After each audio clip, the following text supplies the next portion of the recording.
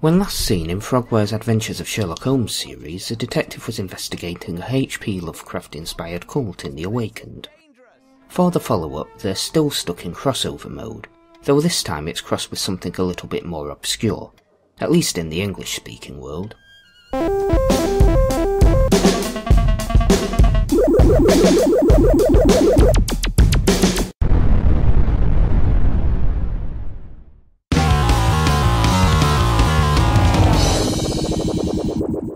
Sherlock Holmes' Nemesis sets a great detective against a contemporary French fictional gentleman thief, Arsene Lupin. Arsene Lupin? No, Arsene Lupin. Arsene Lupin. Arsene Lupin? Arsene Lupin? Arsenal? Who? Lou? What? Oh, forget it. At least it's nice to know there's some people with even worse pronunciation than me. Arsene Lupin appeared in a large number of novels and short stories by Maurice Leblanc. They were clearly a reaction to the Holmes stories, but thanks to copyright issues, in the books he could only go up against Sherlock Holmes. Here he sends a letter to Sherlock to give him clues about the crimes he's about to commit, in exactly the way a genuinely clever villain never actually would, but which they always seem to in fiction.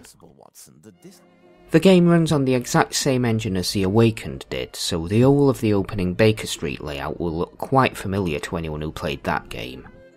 And while there's no horror theme in this one, because it runs on the same engine it has the exact same scary Watson as before, who you never see move. In fact, Watson is even more sinister this time. At one point he becomes a floating disembodied head.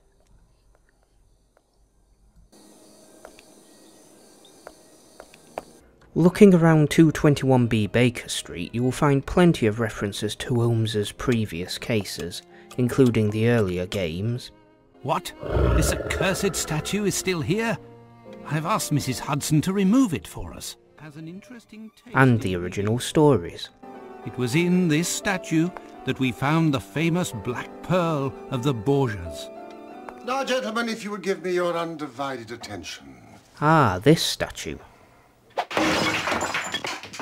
I can certainly see how that's intact and on the shelf still. A Scandal in Bohemia. Holmes's very first adventure. No, it wasn't. It was years into his career. You'd think a Sherlock Holmes game could at least get the basic facts right. Where the previous game saw you travelling around the world, Nemesis confines you to London, though you do get to visit various real-world locations within the city. You pass through the National Gallery, which features images of real paintings from their collection on the walls, the Tower of London, the British Museum, and even Buckingham Palace, which seems to be home to Princess Barbie. An interesting thing about this Frogware series is just how much they like to change things with each game. While Awakened may have drifted towards supernatural horror territory, Nemesis is virtually an out-and-out farce, clearly borrowing a little from the tone of the Arsene Lupin stories. Unfortunately, in terms of plot, the game doesn't really work for me.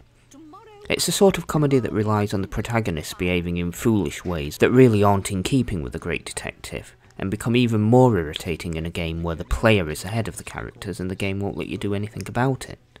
For example, when suspecting a painting is going to be stolen from the National Gallery, you might want to investigate why there's a suspiciously large crate in the entrance, but Holmes apparently just feels the need to comment on it and then ignore it. But it's true that this crate is a curious size. Watson is even more of an idiot, helping a supposed reporter sneak into the museum where the crime will take place, despite being told no one can enter.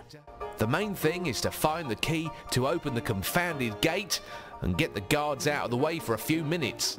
And the only way you can think of to get him in? Distracting the police by destroying an ancient statue with a hammer.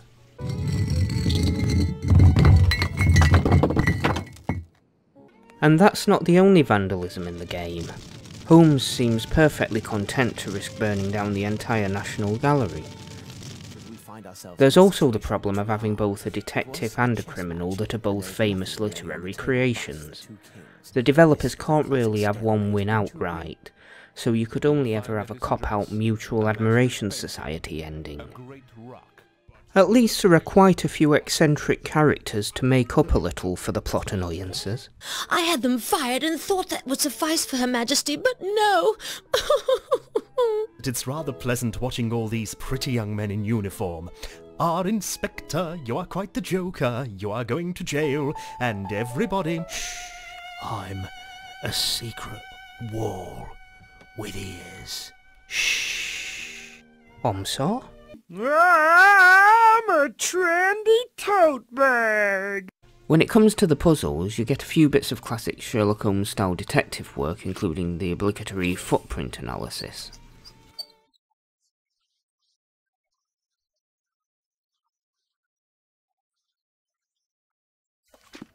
Mostly though, it revolves around following clues left by Lupin and solving logic puzzles, and this is where the game is at its best.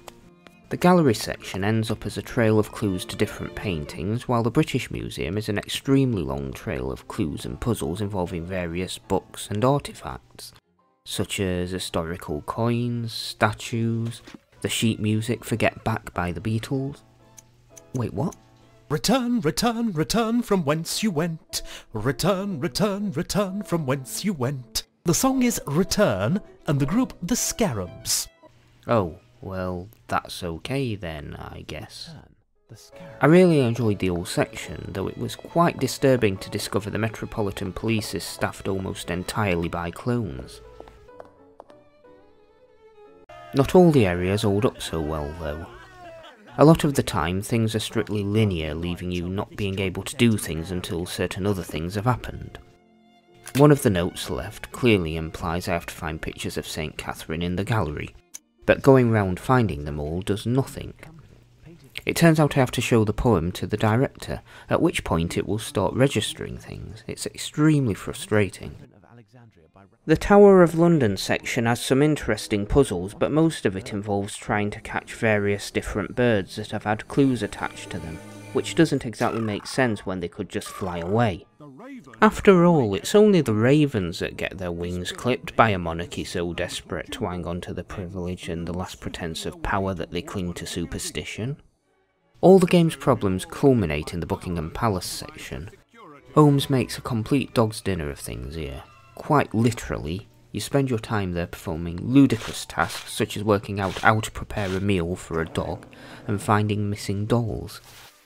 Aside from those being feeble attempts at justifying puzzles, it again blocks the player from working things out.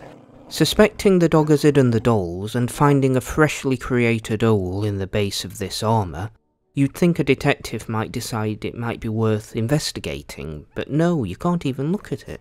Yesterday, my lord piddled in my boots. If you talk to the guards, however, they point you in the direction of the armour, and then you suddenly can. It's made even more galling by the fact that when I spoke to the guards a few minutes earlier, they wouldn't talk to me at all. We're on duty, sir. We don't have the right to speak. There are also some logical oddities in the puzzles. Finding one of the dolls is dirty and needs cleaning, there doesn't seem to be any good reason why you can't just wash it yourself in this water or in the sink. But instead you have to hand it to someone else and ask them to do it. And possibly caused by translation issues, there's this fireplace where it says the fire will take ages to go out, despite there clearly not being any fire. It will take hours for the fire to extinguish. The game does have the traditional adventure gaming horror of pixel hunting. There's something strange on the ceiling.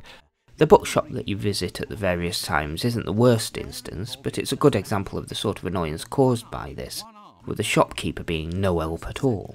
You will find the works dealing with naval history on one of the shelves somewhere. You've no choice but to just scan all of the shelves until the book highlights.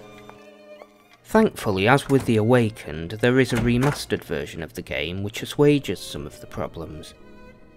The changes it makes are the same as with the last game. If you'd prefer to play in third-person point-and-click style, you can switch perspectives with the click of a button, though I still prefer the first person since it's how the game was designed, and it lets you explore the environment more thoroughly. Watson now actually walks rather than teleporting around, and there's a built-in context-sensitive hint system if you get stuck and have had enough of trying to work things out. But most important of all, as far as I'm concerned, it allows you to press the spacebar to reveal all the clickable hotspots in the local area, to eliminate any tedious sweeping around the environment.